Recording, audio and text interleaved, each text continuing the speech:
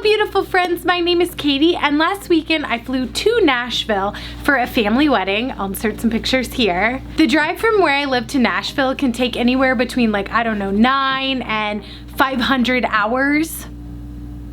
So naturally we decided to fly from our house to Nashville for this wedding because it is so much easier than driving across all of the states to get there. And for this flight we decided to fly Allegiant Air, which is one of the budget airlines. And I know a lot of people have reservations about what you should expect when you're flying a budget airline. And since I like to help you guys save money, I figured I would give you a review on our experience to see if it's something that you guys would want to use as an option or if it is definitely not something that you would want to do. So here's my review of our flight for you guys to help you guys save some money, especially around this time of year where you might be traveling to go home for a bunch of holidays coming up. First up, we're going to start with the pros of flying Allegiant. So the number one thing for me when choosing an airline or which flight I'm going to choose is it direct? Because the thing is, I hate flying. I absolutely love airplanes. I love the whole they fly in the sky, so cool. I like them flying over me, but I do not like being in them when they are in the air. I get so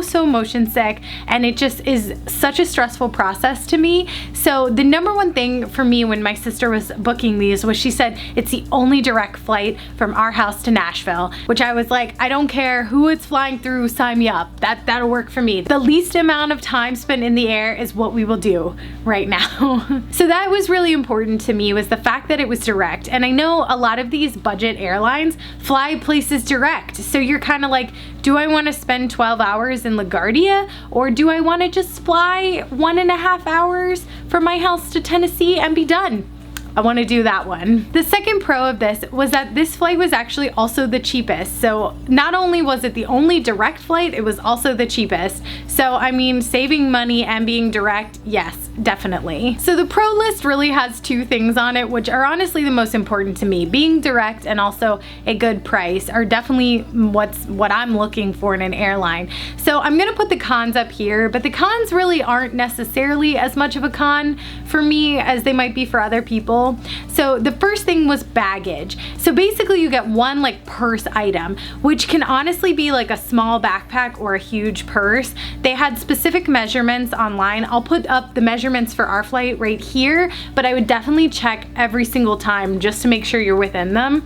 And my sister and I were extremely vigilant. We made sure that we measured everything so that nothing would get rejected, because if it gets rejected at the gate, it is $50 per item, which is crazy. And I did see a lot of people who brought stuff on and were gate checking it for that $50 mark, and it's $50 both ways. It's not just total. So that's $100 if your item is not correct. Now with that being said, my sister and I did get there, and they have these little queues that you can put your suitcase in, and we sat there and we rearranged and we jammed stuff because we knew everything would fit. It's just with a backpack they had to be really thin, and everything kind of sinks down, so it makes your backpack bigger and not thin. They didn't actually end up measuring anything that we had brought, so that was kind of annoying, and the fact that we had done all this prep and then they didn't actually check it. But again, I wouldn't try and get away with that. I wouldn't try and be sneaky and put stuff on there thinking maybe this will be okay, because again, if you did get actually called and they made you pay $50, that would totally stink. The other one was my carry-on. So I purchased a carry-on bag, which is the size of a standard suitcase, and it actually had a weight limit, which was another thing that I stressed out about over. I was my suitcase can weigh 25 pounds, and it was 25.3, so we were trying to shove stuff in other places. They did not weigh our suitcase at all. They didn't measure it again, so I was kind of in that mood where I was I did all this work, could you just measure it so that I know it was worth my time? Yeah, so I was a bit peeved about that. But again, those are for the weight limits for the bins, and honestly, I don't want people putting 50-pound suitcases above my head and hoping for the best. So I did kind of appreciate that that was a thing. And honestly, most people on the plane didn't have a ton of stuff. Most people are not like me, who must pack every single thing that they own for different outfit changes. is for Instagram. Most people honestly had like a small squishy backpack that they just stuck under their seat and they were fine with it.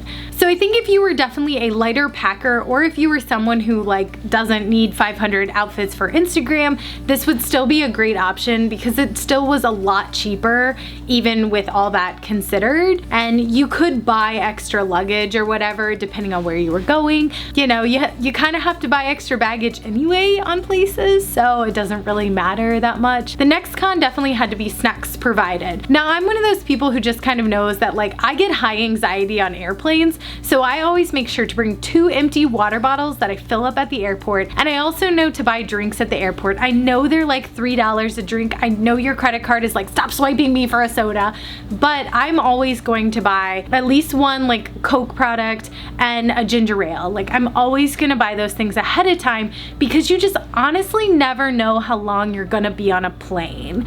And I mean that so sincerely, no matter what plane you're on, because I've heard such horror stories of people being stuck on tarmacs for 3 hours, or you know, the plane one of my planes I was on got diverted to a different airport where we had to sit on the tarmac for an hour at a different airport and then go again to our airport. So I'm just always prepared, and I also think you guys should be prepared. If you like, you know yourself, you know how thirsty you get, you know what kind of anxiety you have, so be prepared. Buy $10 worth of drinks if that is what you need to do to keep yourself happy and healthy and sane. So for me, I bought everything ahead of time in the airport. So I bought 2 drinks and I brought 2 water bottles, so I had plenty of beverages. I also brought snacks with me because you can bring snacks on board. You just need to make sure again that they are TSA approved, which you can find online, and I will include the link down below for like TSA for Allegiant or whatever. So I didn't have any trouble with the fact that you have to buy drinks or snacks on board because like I said, I had already bought them at the airport, so I wasn't upset about anything. On our first flight over there, we had a ton of turbulence, so the girl next to me actually said, dang it, I'm not getting my Diet Coke now, and she was kind of upset about that. And you still had to pay for the Diet Coke, so I was like, why didn't you buy the Diet Coke at the airport? Then you could have it right now. So I was sitting there like happily sipping on my drink, not upset about anything, and she was like, "Rrr." But I think the drinks were like $3 for a can anyway, and my 20-ounce soda was like $2.79, so like I don't know why you just wouldn't be prepared. That makes the most sense to me. Just buy it ahead of time and carry it on the plane.